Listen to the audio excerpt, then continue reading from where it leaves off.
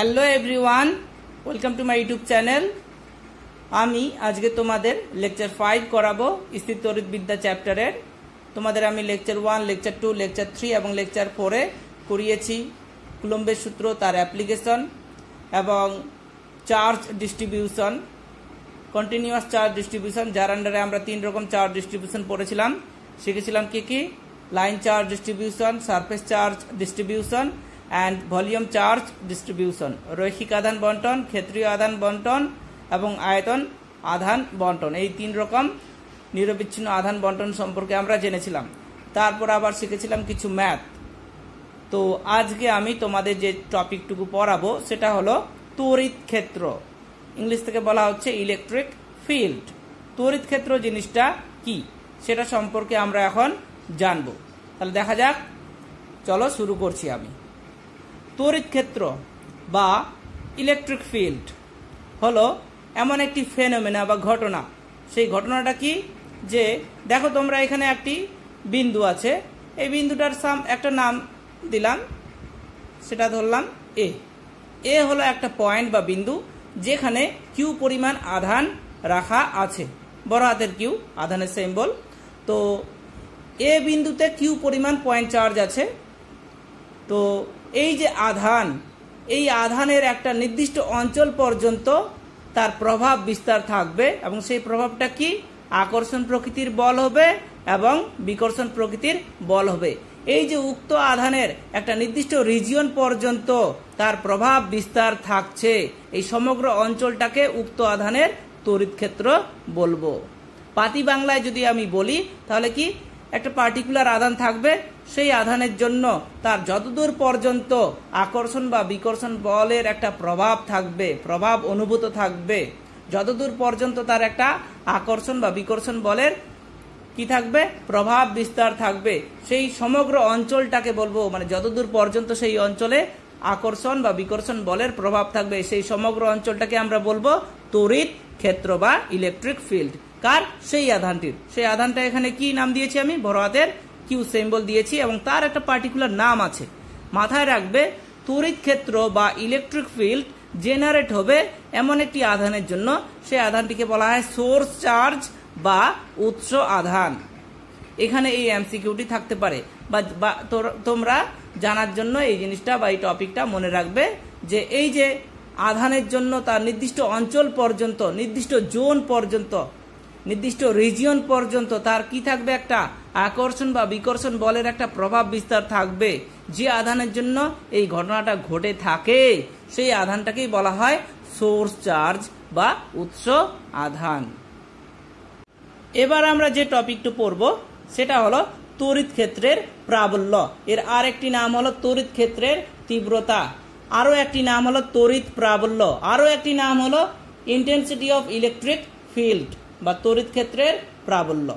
এই নামগুলো তোমরা মনে রাখবে। আরো একটি নাম আছে, সেটা হলো ক্ষেত্র প্রাবল্য। আর একবার রিপিট করছি আমি, ক্ষেত্র প্রাবল্য বা তড়িৎ প্রাবল্য বা তড়িৎ ক্ষেত্রের প্রাবল্য বা তড়িৎ ক্ষেত্রের তীব্রতা বা ইন্টেন্সিটি অফ ইলেকট্রিক ফিল্ড, এই নামে ডাকা হয়। তো এই টপিকটা কি, এটা কি জিনিস, কেন আমরা পড়ব, সেই জিনিসটাকেই আমি এখন ব্যাখ্যা করব। ধরে নিলাম যে এটা হচ্ছে কি একটা তড়িৎ ক্ষেত্র। একটু আগে আমি বললাম তড়িৎ ক্ষেত্র কি জিনিস। এটা হলো একটা কি তড়িৎ ক্ষেত্র। একটা তড়িৎ ক্ষেত্রের মধ্যে কি নাম্বার অফ পয়েন্ট আছে, নাম্বার অফ কি বিন্দু আছে।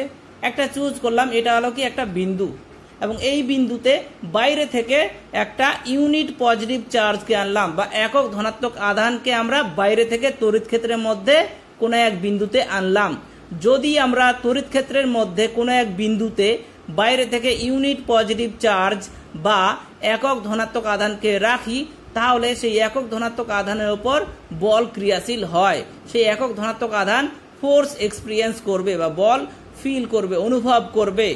যে বিন্দুতে একক ধনাত্মক আধানকে রাখলে সেটি বল ক্রিয়া, মানে তার উপর বল ক্রিয়া করে বা ফোর্স ফিল করে, এক্সপিরিয়েন্স করে, সেই বিন্দু বা পয়েন্টটাকে বলবো আমরা তড়িৎ ক্ষেত্রের প্রাবল্য বা তড়িৎ ক্ষেত্রের তীব্রতা বা ক্ষেত্র প্রাবল্য বা তড়িৎ প্রাবল্য। এই ডেফিনেশনটাকে আমরা আর এক রকম ভাবেও বলতে পারি। কেউ যদি বলে যে তড়িৎ ক্ষেত্রের প্রাবল্যের ফিজিক্যাল সিগনিফিকেন্স কি, ফিজিক্যাল সিগনিফিকেন্স এটাই, এই যে আমরা তড়িৎ ক্ষেত্র পড়লাম, তড়িৎ ক্ষেত্র কি পড়লাম, যে একটা সোর্স চার্জ থাকবে বা উৎস আধান থাকবে, যার জন্য একটা নির্দিষ্ট অঞ্চল পর্যন্ত তার কি আকর্ষণ বা বিকর্ষণ বলের প্রভাব বিস্তার থাকবে। যতদূর পর্যন্ত তার আকর্ষণ বা বিকর্ষণ বলের প্রভাব বিস্তার থাকবে সেই সমগ্র অঞ্চলটা উক্ত আধানের কি বলা হয়, তড়িৎ ক্ষেত্র। সেই উক্ত আধানটাকে কি বলা হয়, সোর্স চার্জ বা উৎস আধান। এখানে আমি বড় হাতের কিউ সিম্বল দ্বারা রিপ্রেজেন্ট করেছি। তো এই যে তড়িৎ ক্ষেত্রের একটা প্রভাব থাকছে বা বিস্তার থাকছে, সেই প্রভাবটাকে তো আমরা মাপবো, মাপার জন্য তো থিওরি দরকার। তো এই যে তড়িৎ ক্ষেত্রের প্রভাব বা বিস্তার, যেটা বেসিক্যালি কি আকর্ষণ বা বিকর্ষণ বল প্রকৃতির, সেই প্রভাব বা বিস্তারকে মাপবো, মেজারমেন্ট করব, পরিমাপ করব। তো যে জিনিসটাকে আমরা পরিমাপ করব, তড়িৎ ক্ষেত্রের প্রভাব বা বিস্তার তড়িৎ ক্ষেত্রের মধ্যে, তো সেই প্রভাব বা বিস্তারটাকে এখানে বলা হচ্ছে তড়িৎ ক্ষেত্রের প্রাবল্য। আশা করি তোমাদের বোঝাতে পেরেছি। পাতি বাংলায় এটাই, যে তড়িৎ ক্ষেত্রের মধ্যে একটা উৎস আধানের যতদূর পর্যন্ত প্রভাব থাকবে, এই যে উৎস আধান তার যতদূর পর্যন্ত প্রভাব থাকবে, সেই প্রভাবটাকেই এখানে বলা হচ্ছে তড়িৎ ক্ষেত্রের প্রাবল্য বা তড়িৎ প্রাবল্য বা ক্ষেত্র প্রাবল্য বা ইন্টেন্সিটি অফ ইলেকট্রিক ফিল্ড। এবং এটি একটি ভেক্টর রাশি। কেন? কারণ এই প্রভাব বা বিস্তার কি একটা আকর্ষণ বা বিকর্ষণ প্রকৃতির বল, এবং বল কি আমরা জানি ভেক্টর রাশি, যার কি মান আছে এবং অভিমুখও আছে। তাহলে আমরা বলবো তড়িৎ ক্ষেত্রের প্রাবল্য হলো একটা ভেক্টর রাশি, যার সিম্বল হলো বড় হাতের ই। এবং এর মান কি করে আমরা বের করব? কারণ যে কোনো জিনিসের মান বের করতে গেলে কি দরকার, থিওরি দরকার। এই থিওরিটাই আমি এখন করাবো বা তোমাদের শেখাবো।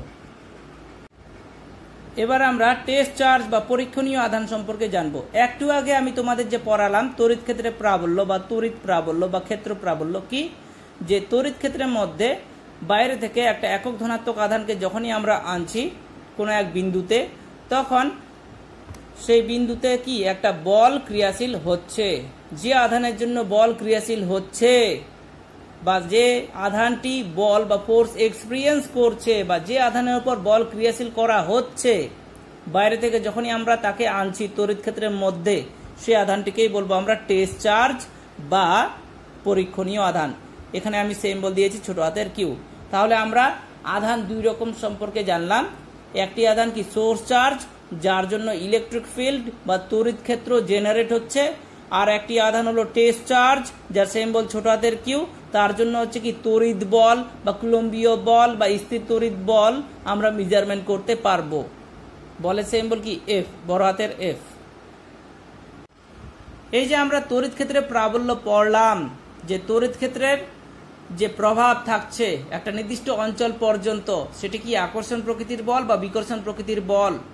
তো এই যে প্রভাবটাকে মাপবো, প্রভাবের যে পরিমাণ, এই পরিমাণটাকে কি বললাম আমি, তড়িৎ ক্ষেত্রের প্রাবল্য বা তড়িৎ প্রাবল্য। এই তড়িৎ প্রাবল্য যে মাপবো তার জন্য কি দরকার, থিওরি দরকার। সেই থিওরিটাই আমি এখন তোমাদের শেখাবো। এখানে আমি হেডলাইন দিয়েছি বিন্দু আধানের জন্য ক্ষেত্র প্রাবল্য। তার জন্য আমি একটা ডায়াগ্রাম প্লট করেছি। ডায়াগ্রামটা কি, এটি হলো এক্স অক্ষ, এটি হলো ওয়াই অক্ষ, আর এটি হলো জেড অক্ষ।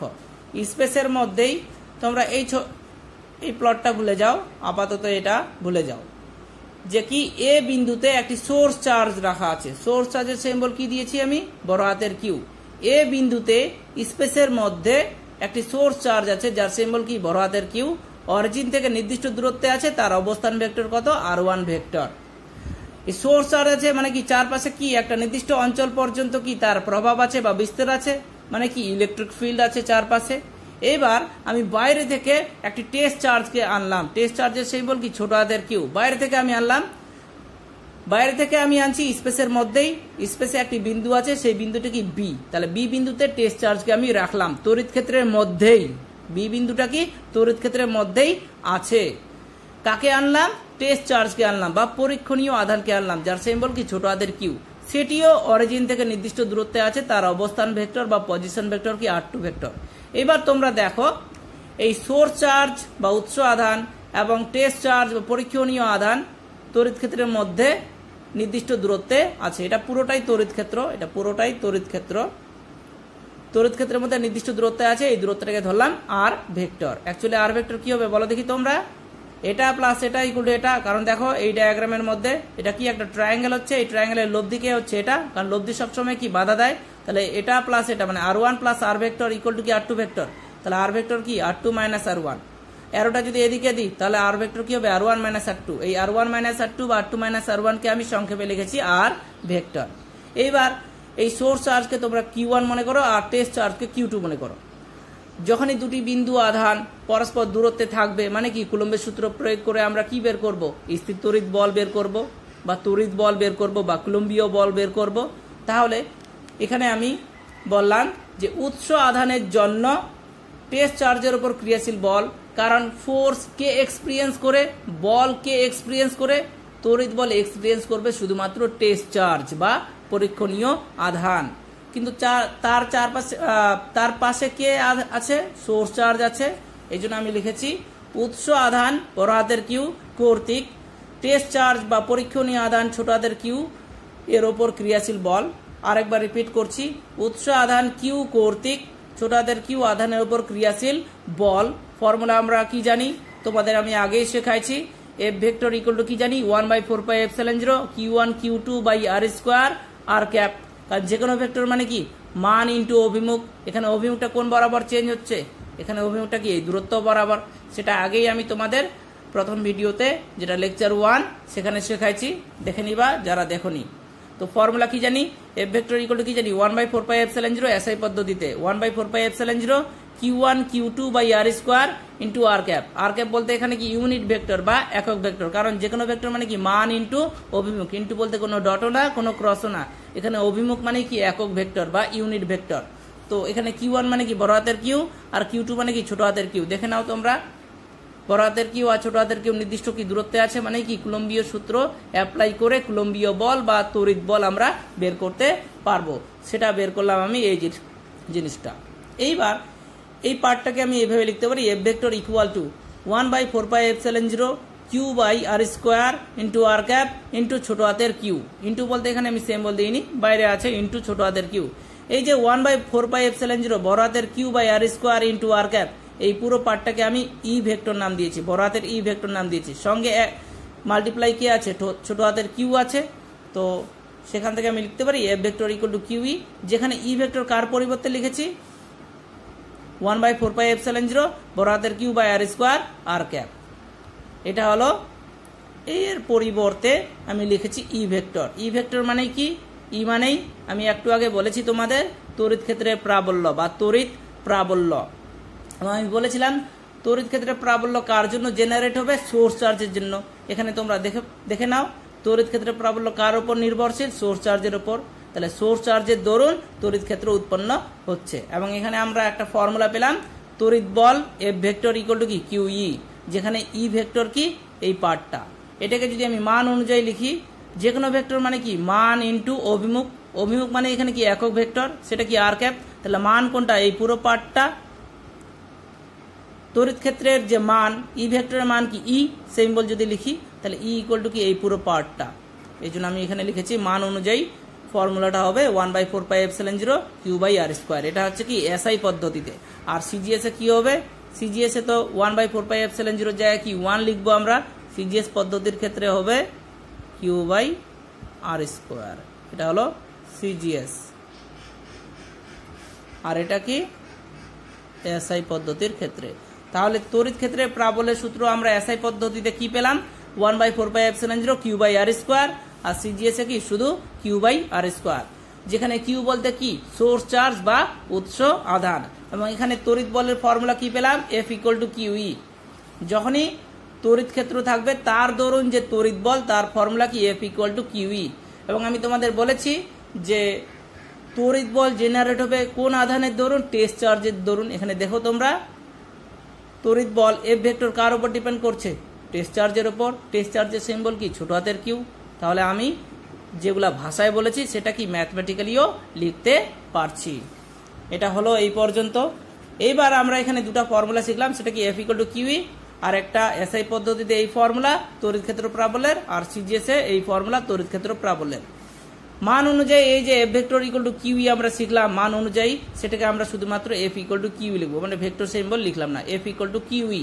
তাহলে ই ইকুয়াল টু কি দাঁড়াচ্ছে, এফ বাই কিউ। এখানে আমরা তড়িৎ ক্ষেত্র প্রাবল্যের একক শিখবো। এখানে আমি লিখেছি সিজিএস পদ্ধতিতে একক, সিজিএস একক। দেখো তোমরা ই ইকুয়াল টু কি এফ বাই কিউ, তাহলে সিজিএস পদ্ধতিতে বলের একক এবং সিজিএস পদ্ধতিতে আধানের একক বসাবো, তবেই আমরা সিজিএস পদ্ধতিতে তড়িৎ ক্ষেত্র প্রাবল্যের একক পাবো। সিজিএস পদ্ধতিতে বলের একক কি জানি ডাইন, আর আধানের একক কি জানি স্ট্যাট কুলম। তাহলে একক কি পেলাম আমরা, ডাইন পার স্ট্যাট কুলম।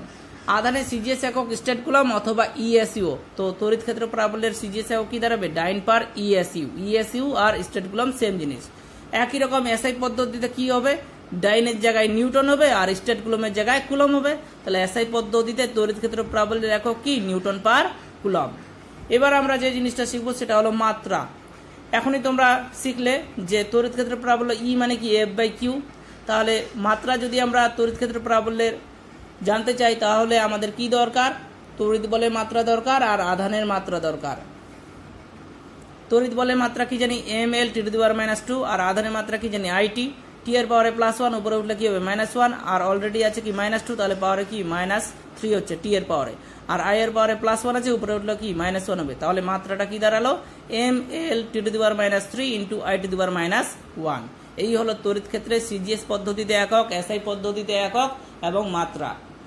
এবার আমরা যে জিনিসটা শিখবো সেটা হলো তড়িৎ ক্ষেত্রের এসআই পদ্ধতিতে আর একটি একক, যেটা খুব ইম্পর্টেন্ট, জানতেই হবে। এই প্রমাণটা আবার পরীক্ষার হলে আসে।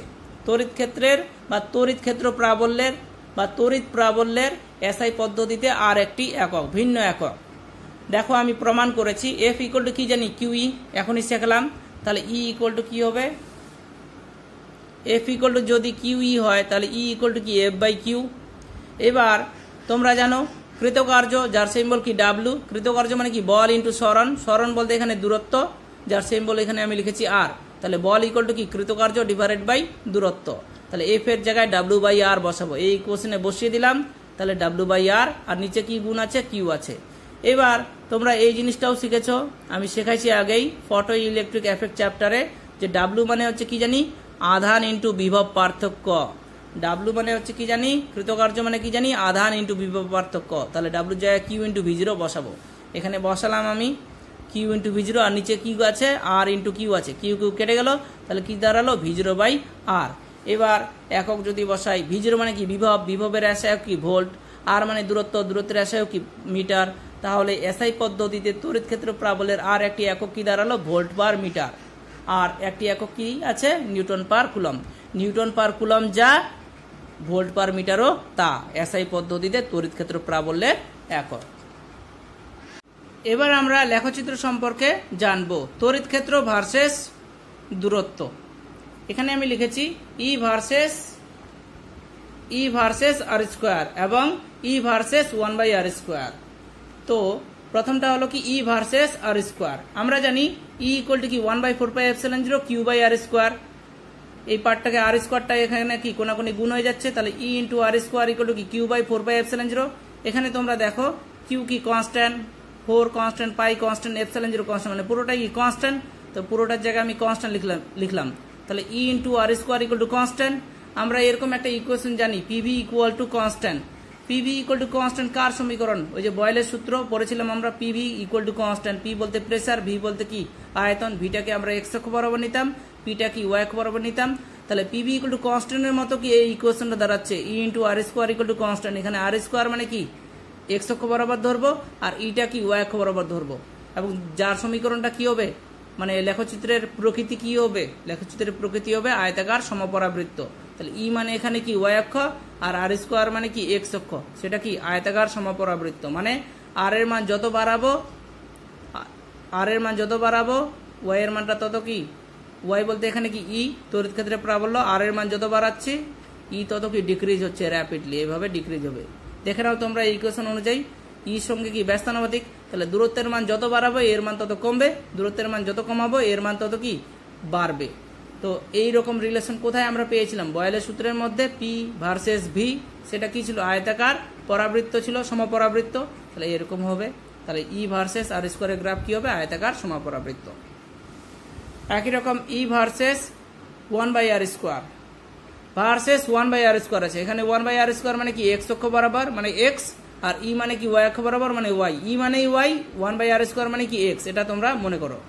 আমরা জানি e মানে কি 1/4πε0 q/r², এখনই তোমাদের করালাম।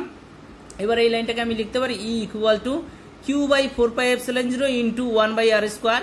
1/r² মানে কি x, তাহলে 1/r² এর জায়গায় x বসালাম, আর e মানে কি y, e এর জায়গায় y বসালাম। x এর সঙ্গে কে গুণ থাকে, m গুণ থাকে, তাহলে y = mx। y = mx কার সমীকরণ, মূল বিন্দুগামী সরলরেখার সমীকরণ, যেখানে m বলতে এখানে কি q/4πε0। তাহলে e ভার্সেস 1/r² এর গ্রাফ কি, মূল বিন্দুগামী সরলরেখার সমীকরণ। মানে 1/r² এর ভ্যালু যত বাড়াবো e এর মান তত বাড়বে। তোমরা দেখো 1/r² এর মান যত বাড়বো, 1/r² এর সঙ্গে এটা কি সমানুপাতিক, r² এর সঙ্গে ইটা ব্যস্তানুপাতিক, বাট ইটা হচ্ছে কি 1/r² এর সঙ্গে সমানুপাতিক। মানে 1/r² এর ভ্যালু যত বাড়াবো ই এর মান তত বাড়বে, 1/r² এর মান যত কমাবো ই এর মান তত কমবে। এবার আমরা যে জিনিসটা করব সেটা হলো তড়িৎ ক্ষেত্র প্রাবল্যের কিছু ম্যাথ অ্যাপ্লিকেশন করব। এখানে আমি লিখে রাখছি 10 ESU এবং 40 ESU পরিমাণ দুটি বিন্দু আধান পরস্পর থেকে 4 সেমি দূরে যথাক্রমে A ও B বিন্দুতে আছে। এদের সংযোজক রেখার মধ্যবিন্দুতে তড়িৎ ক্ষেত্র প্রাবল্য নির্ণয় করো। মানে অঙ্কটা বলা হয়েছে A এবং B দুটি বিন্দু আছে, A বিন্দুতে 10 ESU আধান আছে, B বিন্দুতে 40 ESU আধান আছে এবং তারা পরস্পর দূরত্বে কত আছে, 4 সেমি দূরত্বে আছে। তাদের মধ্যবিন্দুতে তড়িৎ ক্ষেত্র প্রাবল্য বের করতে বলেছে। তার ডায়াগ্রাম আমি এখানে প্লট করেছি। এটি হলো A বিন্দু আর একটি হলো B বিন্দু। এটি হলো A বিন্দু, A বিন্দুতে আছে 10 ESU আধান, B বিন্দুতে আছে 40 ESU আধান। তাদের মধ্যবিন্দু কি O। তারা পরস্পর কত দূরত্বে আছে, 4 সেমি দূরত্বে আছে। তাহলে A বিন্দুতে যে 10 ESU আধান আছে তার থেকে 2 সেমি দূরত্বে কি মধ্যবিন্দু। একই রকম B বিন্দুতে যে 40 ESU আধান আছে তার থেকে 2 সেমি দূরত্বে কি মধ্যবিন্দু। এইবার এই টাইপের ম্যাথ যখনই তোমাদের করতে দিবে পুরো ক্যালকুলেশনটা আমরা সিজিএস পদ্ধতিতে করব। কেন, কারণ আধানের মানও ইএসইউতে আছে, আবার দূরত্বের মানও কি সেমিতে আছে, মানে পুরোটাই কি সিজিএস এ আছে। তড়িৎ ক্ষেত্র প্রাবল্য বের করতে বলেছে বা তড়িৎ প্রাবল্য বের করতে বলেছে, যার সিম্বল আমরা কি জানি, বড় হাতের ই। সিজিএস পদ্ধতির ক্ষেত্রে আমরা ফর্মুলা একটু আগে শিখলাম, বড় হাতের ই ইকুয়াল টু কি q/r², যেখানে আর হচ্ছে কি, আরটা হলো যে বিন্দুতে আধান আছে সেখান থেকে যে বিন্দুতে তড়িৎ ক্ষেত্র বের করতে বলবে তার মধ্যবর্তী দূরত্ব। এবার তোমরা দেখো আমি কি বললাম, আর মানে কি যে বিন্দুতে আধান আছে, আর যে বিন্দুতে তড়িৎ ক্ষেত্র বের করতে বলবে তার মধ্যবর্তী দূরত্ব। এখানে এই সিস্টেমের মধ্যে এ হলো একটা পয়েন্ট, সেখানে একটি আধান আছে, বি একটি পয়েন্ট, সেখানে একটি আধান আছে, বাট ও বিন্দুতে কোনো রকমের আধান নেই। সেখানে কি বের করতে বলেছে, তড়িৎ ক্ষেত্র বের করতে বলেছে। একটু আগে যে আমি বললাম E = q/r², যেখানে আর কি যে বিন্দুতে আধান আছে এবং যেখানে তড়িৎ ক্ষেত্র বের করতে হবে তার মধ্যবর্তী দূরত্ব। মানে এখানে কি, এখানে আর বলতে কি, এখানে 2 সেমি। যদি এ বিন্দুর আধান 10 নিই এবং কোথায় বের করব আমরা, ও বিন্দুতে বের করব, তাহলে আর মানে 2 সেমি। একই রকম বি বিন্দুতে যে আধান আছে 40 ESU, তার জন্য যদি আমরা বের করি মধ্যবিন্দু ও তে, তখন আর কি নিব, 2 সেমি, কিন্তু আধান কি নিব তখন 40 ESU। ESU মানেই স্ট্যাট কুলম্ব।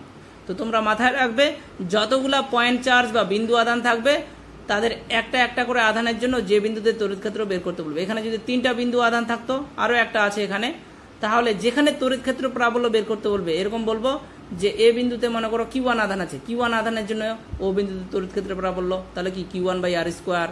একই রকম বি বিন্দুতে মনে করো q2 আধান আছে, তাহলে q2 আধানের জন্য ও বিন্দুতে তড়িৎ ক্ষেত্র প্রাবল্য কি হবে, q2/r²। একই রকম এখানে সি বিন্দু আছে, সি বিন্দুতে যে q3 আধান আছে তার জন্য ও বিন্দুতে তড়িৎ ক্ষেত্র প্রাবল্য কি হবে, q3/r²। যতগুলা থাকবে ততগুলার জন্যই আমরা করব। এবার এখানে কিন্তু ডাইরেকশনটা ইম্পর্ট্যান্ট। কেন, কারণ তড়িৎ ক্ষেত্র প্রাবল্য কি একটা ভেক্টর রাশি, লব্ধি বের করতে বলেছে। অ্যাকচুয়ালি লব্ধি কেন বের করব, কারণ এখানে অসংখ্য আধান আছে, তাহলে অসংখ্য বিন্দু আধানের জন্য কি অসংখ্য তড়িৎ ক্ষেত্র প্রাবল্য পাবো। এখানে দুটি বিন্দু আধান আছে, একটা 10 আর একটা কি 40। এই 10-এর জন্য, এই 10 স্ট্যাট কুলম্ব বা ESU আধানের জন্য ও বিন্দুতে তড়িৎ ক্ষেত্র প্রাবল্য বের করব, সেটা ধরলাম E1। একই রকম বি বিন্দুতে যে 40 ESU আধান আছে তার জন্য ও বিন্দুতে তড়িৎ ক্ষেত্র প্রাবল্য বের করব, সেটা ধরলাম কি E2। এইবার এখানে E1 এর ডাইরেকশন এক রকমের হবে, E2 এর ডাইরেকশন এক রকমের হবে। এবার লব্ধিটা আমরা বের করব। যদি তাদের অভিমুখ একই দিকে হয় তাহলে যোগ করব, বিপরীত দিকে হলে কি করব, বিয়োগ করব। এখানে যতগুলা এরকম হচ্ছে কি তোর বিন্দু আধান থাকবে ততগুলা কি পাবো আমরা, তড়িৎ ক্ষেত্র প্রাবল্য পাবো।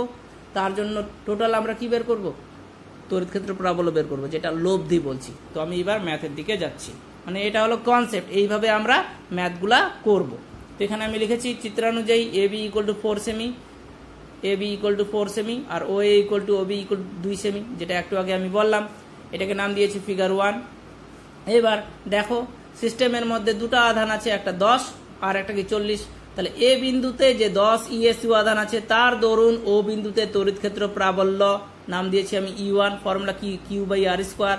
আর বলতে এখানে কি হচ্ছে AO, এই যে এ বিন্দু থেকে ও বিন্দুতে যেখানে বের করব, যে বিন্দুতে আধান আছে আর যেখানে আমরা তড়িৎ ক্ষেত্র বের করব তার মধ্যবর্তী দূরত্বই হলো R, এটা মাথায় রাখবে তোমরা। তাহলে ফর্মুলা কি জানি, এই 10 ESU আধানের দরুন ও বিন্দুতে তড়িৎ ক্ষেত্র প্রাবল্য E1 = কি নাম দিয়েছি আমি Q/R²। আর বলতে এখানে কি AO, এই দূরত্ব হচ্ছে AO, যার মান কত 2 সেমি বসালাম। তাহলে Q এর মান কত এখানে 10, তাহলে 10/2², মানে 10/4। ক্যালকুলেশন করলে কি দাঁড়াবে, ক্যালকুলেশন করে যেটা দাঁড়াবে সেটা হলো 2.5। সিজিএসে করলাম, একটু আগে শেখাচ্ছি ডাইন পার ESU। এইবার ডাইরেকশনটা কোন বরাবর হবে তোমরা দেখো। কথা হলো যে বিন্দুতে তড়িৎ ক্ষেত্র প্রাবল্য বের করব সেখানে একটা ধনাত্মক আধান অলওয়েজ থাকবে, এটা মাথায় রাখবা। সেখানে সবসময় কি একটা একক ধনাত্মক আধান থাকবে। আবার এটা কি প্লাস প্লাস প্লাস কি করবে, পরস্পরকে রিপিল করবে, বিকর্ষণ করবে। মানে এ বিন্দুতে যে 10 ESU আধান আছে সেটা কি ঠেলে দিচ্ছে, ঠেলে দিচ্ছে। কোন দিকে ঠেলে দিচ্ছে, এই বরাবর ঠেলে দিচ্ছে, এই বরাবর ঠেলে দিচ্ছে, মানে কার দিকে, বি এর দিকে। এই জন্য আমি লিখেছি ডাইরেকশনটা OB বরাবর। একই রকম বি বিন্দুতে যে 40 ESU আধান আছে তার দরুন ও বিন্দুতে তড়িৎ ক্ষেত্র প্রাবল্য একই রকম নাম দিয়েছি E2 = Q/R²। আর বলতে এখানে কি হচ্ছে OB হচ্ছে, OB এর মান কত 2 সেমি বসালাম, ক্যালকুলেশন করে 10, একক কি হবে ডাইন পার ESU বা স্ট্যাট কুলম। এবার একই রকম এখানে 40টা কি প্লাস, আর ও বিন্দুতে যে বের করছি যেখানে বের করবে সেখানে অলওয়েজ কি থাকবে, ইউনিট পজিটিভ চার্জ থাকবে, প্লাস প্লাস কি করবে, রিপিল করবে। মানে এই যে আধানটা এটা কি ঠেলে দিচ্ছে, একে এদিকে ঠেলছে, কোন দিকে, এদিকে। কোন বরাবর ঠেলছে, এর দিকে ঠেলছে। এই জন্য এখানে আমি ডাইরেকশন লিখেছি OA বরাবর, মানে ও থেকে এ এর দিকে হলো। তাহলে দেখা যাচ্ছে E1টা এদিকে ডাইরেকশন আর E2টা কি এদিকে ডাইরেকশন, মানে দুটা পরস্পর কি অপোজিট। তাহলে লব্ধি তড়িৎ প্রাবল্য E = যেটা বড় হবে সেটা থেকে ছোটটা কি করব, মাইনাস করব, কারণ বিপরীত দিকে হলে কি মাইনাস, একই দিকে হলে প্লাস। ক্যালকুলেশন করে আমরা পেলাম 7.5, 10 - 2.5 মানে কি 7.5 ডাইন পার ESU। এখানে কি সিম্বল পেলাম, প্লাস সিম্বল পেলাম। যেহেতু প্লাস সিম্বল পেয়েছি মানে কি এখানে সব থেকে বড় কে 10 এর ডাইরেকশন কোন দিকে, মানে 10 বলতে কি E2, যার ডাইরেকশন কি OA বরাবর।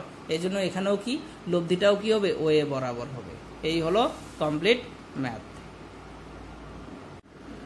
এবার ম্যাথ নাম্বার 2 কি লিখেছি আমি, একটি ইলেকট্রনের সমান আধানযুক্ত একটি জলবিন্দু পৃথিবীর তড়িৎ ক্ষেত্রে ঠিক সাম্যাবস্থায় ঝুলছে। তড়িৎ ক্ষেত্রের মান 10⁻⁻² স্ট্যাট ভোল্ট পার সেমি।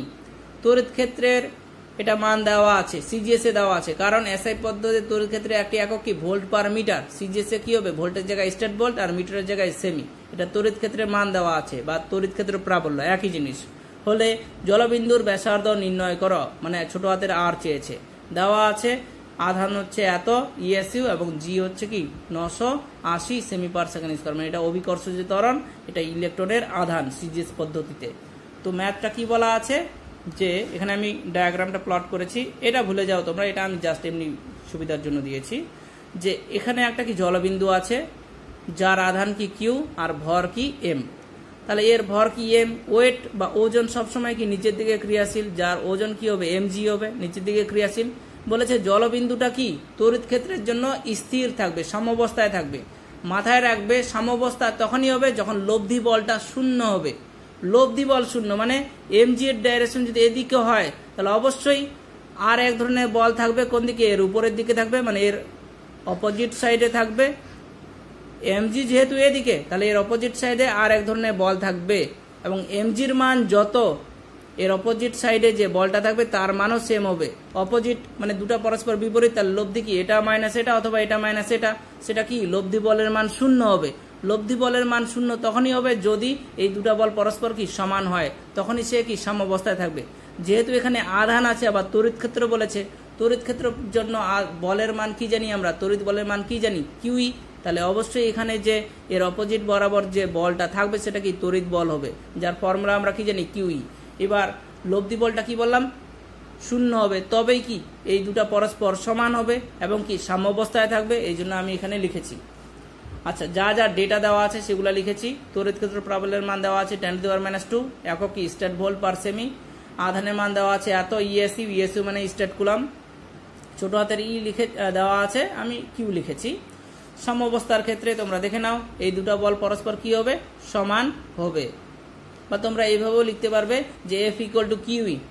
এফ ইকুয়াল টু আমরা জানি এফ ইকুয়াল টু কিউই। এইবার এখানে যেহেতু হচ্ছে কি বলেছে, এখানে বলা আছে একটা জলবিন্দু, তার কি জলবিন্দু বলা আছে, এখানে জলবিন্দু নিচের দিকে আসছে মানে কি অভিকর্ষ ত্বরণ আছে, মানে কি এফ এর জায়গায় আমরা এমজি বসাবো। এফ মানে কি বল ইন্টু ত্বরণ, ত্বরণ বলতে এখানে অভিকর্ষ ত্বরণ হবে। এইভাবেও তোমরা মনে রাখতে পারবে, বা এইভাবে মনে রাখলে সব থেকে সুবিধা হবে যে কি দুটা পরস্পর সমান তবে কি সাম্যাবস্থানে আসবে, লব্ধি বলটা শূন্য হবে, মানে এমজি ইকুয়াল টু কিউই। এই জন্য লিখেছি আমি সাম্যাবস্থার ক্ষেত্রে এমজি ইকুয়াল টু কিউই বা কিউই ইকুয়াল টু এমজি। এবার এম মানে ভর, ভর মানে আমরা কি জানি, ভর মানে আমরা জানি আয়তন ইন্টু ঘনত্ব। আয়তনের সিম্বল এখানে ভি আর ঘনত্বের সিম্বল কি রো। এবার এখানে বৃষ্টির কণাটা বা জলবিন্দুটা কি গোলক, গোলকের আয়তনের সূত্র কি জানি 4/3 পাই আর কিউব, আর ঘনত্ব এখানে রো ইন্টু জি। আর ডান দিকে বাম দিকে কি আছে কিউ আছে, এখান থেকে আমি আর কিউব লিখেছি, আর কিউবের মান এটা পেলাম। আর এর পাওয়ারে +3, এদিকে যদি চলে যায় তাহলে পাওয়ারে পুরোটা কি হবে 1/3 হবে, করলাম। এবার সব ডেটাগুলো আমি বসাইছি। 3 ইন্টু কিউ এর মান জানি, ই এর মান জানি 4 পাই, রো বলতে এখানে জলবিন্দু বলেছে, জলের ঘনত্ব সিজিএসএ কি জানি আমরা 1 জানি, আর জি বলতে দেওয়া আছে 980, সব বসালাম ক্যালকুলেটরে দাবাবো, দাবিয়ে যেটা পেলাম সেটা হলো 1.054 ইন্টু 10⁻⁵। সিজিএসএ করলাম মানে ইউনিট কি হবে সেমি হবে বা সেন্টিমিটার হবে। এই হলো কমপ্লিট ম্যাথ নাম্বার 2। আচ্ছা, এবার ম্যাথ নাম্বার 3 করব, আমি পড়ে শোনাচ্ছি। আমি লিখেছি এখানে 80 মিলিগ্রাম, এমজি বলতে এখানে মিলিগ্রাম, 80 মিলিগ্রাম ওজনের একটি দোলক পিণ্ড 2 ইন্টু 10⁻8 কুলম আধান বহন করে। একটি 2 ইন্টু 10⁴ ভোল্ট পার মিটার অনুভূমিক তড়িৎ ক্ষেত্রে দোলক পিণ্ডটি স্থির আছে। অনুভূমিক তড়িৎ ক্ষেত্র বলেছে, কিন্তু অনুভূমিক মানেই আমরা মনে রাখবো এক্স অক্ষ বরাবর, এটা তোমরা অবশ্যই মাথায় রাখবে। এক্স অক্ষ অথবা ওয়াই অক্ষ, যে অক্ষ যদিও অনুভূমিক বলা হয় না। দোলক সূত্রে টান এবং উলম্বের সঙ্গে সূত্রে কোণ নির্ণয় করো। দোলক ব্যাপার বলেছে, তোমরা সরল দোলক জানো। দেখো এটা হলো পয়েন্ট অফ সাসপেনশন, ও বিন্দু, এখান থেকে ঝুলিয়ে দেওয়া হয়েছে একটা দোলক ঘড়ি। এখানে একটা পিণ্ড আছে, একটা গোলক আছে, এরকম পিণ্ড আছে, বল আছে। এই বলটা কি এভাবে দুলছে, মানে সরল দোলগতির গতি এখানে হচ্ছে কি সে দেখাচ্ছে, এইভাবে সরল দোলগতির গতি। কোনো এক সময়ে বলটা এখানে আসছে, পিণ্ডটা এখানে আসছে, পিণ্ডের ভর এম এবং তার আধান কি কিউ। ভর আছে মানে ওয়েট কি নিচের দিকে, তাহলে এমজি কি নিচের দিকে। এইবার সুতোর সাহায্যে ঝোলানো হয়েছে। দেখো এখান থেকে যদি এখানে আসে তাহলে অবশ্যই কি নির্দিষ্ট একটা কি অ্যাঙ্গুলার ডিসপ্লেসমেন্ট হচ্ছে, এখান থেকে এখানে আসলে তার একটা কি অ্যাঙ্গুলার ডিসপ্লেসমেন্ট হচ্ছে, সেই অ্যাঙ্গেলটা আমি এখানে নাম দিলাম থিটা হলো। এইবার এটা কি বলটা, তার ওয়েট কি এমজি নিচের দিকে। এবার এই যে বলটা আছে, যেহেতু সুতোর দৈর্ঘ্য এটা হচ্ছে কি সুতো, তার দৈর্ঘ্য ধরলাম এল। তো বস্তুটাকে যেহেতু ঝোলানো হয়েছে মানে কি ঝোলালেই কি একটা টান থাকবেই, টানটা সবসময় কি উপরের দিকে ক্রিয়াশীল হবে যেন সে সাম্য অবস্থায় থাকে। তাহলে টান মানে একটা বল কিন্তু, যার সিম্বল কি টি। এইবার এটাকে উপাংশে ভাগ করার জন্য এরকম লম্বভাবে আমি টেনেছি। তো এটা যদি থিটা হয় তাহলে এটাও কি থিটা হবে। এই টানের দুটো উপাংশ হবে, এটা তোমরা মনে করো এক্স অক্ষ, এটাকে ওয়াই অক্ষ মনে করো। এই যে থিটা, এটা থিটা হলে এর একান্তর কোণ অনুযায়ী এটা কি হবে থিটা হবে। যে কোনো অ্যাঙ্গেলের সামনের দিক মানে কি লম্ব, মানে কি সাইন থিটা উপাংশ, তাহলে এই বরাবর কি টি সাইন থিটা। এটার সঙ্গে এটা প্যারালাল বা সমান্তরাল, তাহলে এটা কি টি সাইন থিটা। আর এটা কি ভূমি হচ্ছে, ভূমি মানে কস থিটা উপাংশ, তাহলে এটা কি টি কস থিটা। ক্লিয়ার। এবার যেহেতু সাম্যাবস্থা বলেছে, আচ্ছা অনুভূমিক কোনটা হবে, অনুভূমিক কিন্তু এটা হবে। অনুভূমিক বরাবর তড়িৎ ক্ষেত্র প্রাবল্য কাজ করছে, মানে এই বরাবর কি তড়িৎ ক্ষেত্র আছে। আচ্ছা টি সাইন থিটা একটা বল, আবার এই বরাবর তড়িৎ ক্ষেত্র আছে, তড়িৎ ক্ষেত্রের জন্য তড়িৎ বল কি জানি আমরা, কিউই জানি। তাহলে এই বরাবর কি আবার তড়িৎ বল কাজ করছে, সেটা কি কিউই হলো। আচ্ছা, এবার তোমরা দেখো টি সাইন থিটার ডাইরেকশন এদিকে হলো, এটা সাম্যাবস্থায় তখনই থাকবে, এখানে আবার এই বরাবর কি তড়িৎ বল কাজ করছে। যদি তড়িৎ বল এদিকে কাজ করে আবার টি সাইন থিটা এদিকে, তাহলে দুটো তো অ্যাড হয়ে যাচ্ছে, তখন বল থাকছে, লব্ধি বলের মান থাকছে, মানে কি সাম্যাবস্থায় আসছে না। সাম্যাবস্থায় তখনই আসবে যদি এখানে তড়িৎ বলের ডাইরেকশন এই বরাবর হয় এবং তড়িৎ বল আর টানের টি সাইন থিটার উপাংশ পরস্পর কি হচ্ছে, বিপরীতমুখী হচ্ছে, এবং লব্ধিটা যদি শূন্য হয় তখনই কি টি সাইন থিটা আর কিউই পরস্পর কি সমান হবে। আর এদিকে এই বরাবরও সাম্যাবস্থায় আসতে গেলে কি টি কস থিটা আর ওয়েটটা কি পরস্পর সমান হবে। এই জন্য আমি এখানে লিখেছি যা যা ডেটা দেওয়া আছে। বলের ভর দেওয়া আছে 80 mg, mg বলতে মিলিগ্রাম, 1 মিলিগ্রাম মানে কি 10⁻³ গ্রাম, গ্রামে কনভার্ট করলাম। পুরো ম্যাথটা আমি এসআই পদ্ধতিতে করব। গ্রাম থেকে কেজিতে যদি কনভার্ট করি 1000 দ্বারা ভাগ, 1000 মানে কি 10⁻³ যদি উপরে ওঠে তাহলে কি 10⁻³ দ্বারা কি গুণ হলো। ক্যালকুলেশন করে আমি পেলাম m মানে কি 80 × 10⁻6 কেজি। এবার দেখো তোমরা তড়িৎ ক্ষেত্রে প্রাবল্যের মান দেওয়া আছে অনুভূমিক বরাবর কত 2 × 10⁴ ভোল্ট পার মিটার, আধান দেওয়া আছে 2 × 10⁻8 কুলম, অভিকর্ষজ ত্বরণ কি 9.8 মিটার পার সেকেন্ড স্কোয়ার।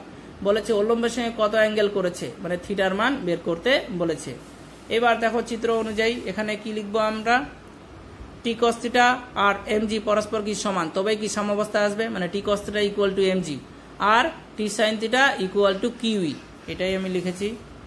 যখনই এরকম থাকবে সাম্যাবস্থা বললেই এটা আর এটা যখনই দুটো পরস্পর অপোজিট হবে মানে সেই দুটো পরস্পর কি সমান করবে, এটাই ট্রিক। তাহলে এখানে কি T cos theta equal to MG, এটাকে নাম দিলাম ইকুয়েশন 1 ডায়াগ্রাম থেকে যেটা পেলাম, এবং T sine theta equal to QE equation 2 করেছি কি 2/1 করেছি। তাহলে T sine theta by T cos theta, T কেটে গেল, sine theta by cos theta মানে কি tan theta equal to QE by MG হলো। কিউ জানি, ই জানি, এম জানি, জি জানি, সব ক্যালকুলেশন সবগুলা এখানে আমরা কি বসালাম, বসিয়ে টসিয়ে ক্যালকুলেশন করে টেন থিটা ইকুয়াল টু এটা পেলাম, ten theta equal two 25/49 calculation করে আমি পেয়েছি। এইবার 10 যদি এদিকে যায় তাহলে কি 10 ইনভার্স হয়ে যাবে, তাহলে theta equal to 10 inverse 25/49 calculator দাবালে পরে তোমরা পাবে 27 ডিগ্রি হলো। তাহলে থিটা ইকুয়াল টু কি 27 ডিগ্রি। এবার থিটার মান বের করতে বলেছে, আবার বলেছে টান বের করতে বলেছে। তাহলে টান মানে যে কোনো একটা সমীকরণ যদি থিটার মান বসাই তাহলে আমরা কি টি এর মান কি বের করতে পারবো। এই জন্য আমি এখানে লিখেছি 1 নং সমীকরণ থেকে পাই, 1 নং থেকে পাই। 1 নং সমীকরণ কি T cos theta equal to MG, তাহলে টি ইন্টু কস থিটার মান কত 27 degree equal to M, M এর মান হচ্ছে 80 × 10⁻6 ইন্টু জি এর মান কি 9.8, ক্যালকুলেশন করে টি এর মান এত। টি যেহেতু একটা টান, টান মানে বল, বলের একক কি হবে নিউটন হবে।